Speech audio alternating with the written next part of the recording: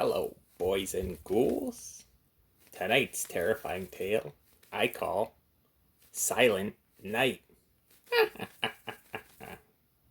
Mary Beth was ambitious. She was class president at her school, in the glee club, and was quick to voice her opinion to everyone.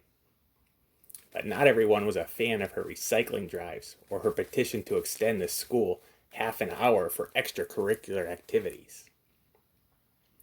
One day, two seniors, Mark and Chad, decided they were going to try to silence Mary Beth.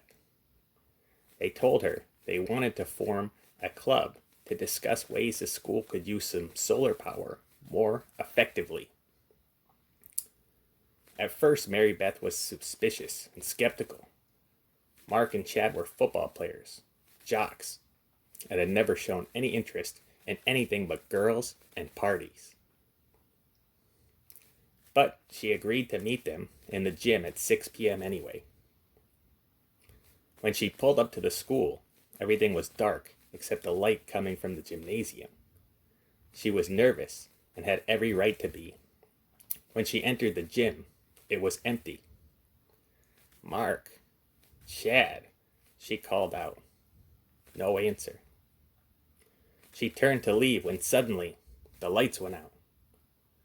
Scared, she fumbled for her phone to put the flashlight on. Just as she hit the button, someone or something grabbed her from behind and threw a blanket over her head. She tried to scream, but she was hit in the head, knocked unconscious. Mary Beth awoke to the ringing of the school bell. It was morning.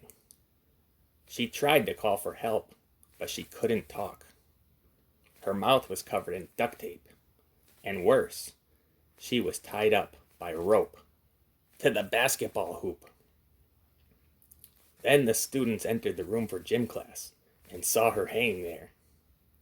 At first they were silent, but then they all started laughing at her.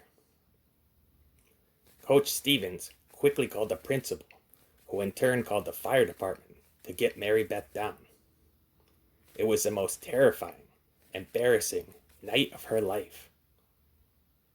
A few days later, Mary Beth resigned as class president. She dropped out of all her clubs and extracurricular activities. She never wanted to be heard from again. Poor Mary Beth. What's the lesson here, boys and ghouls? Is it wrong to be such an overachiever? Do people really hate a good goody-goody? Or were Mark and Chad just jerks? Until next time.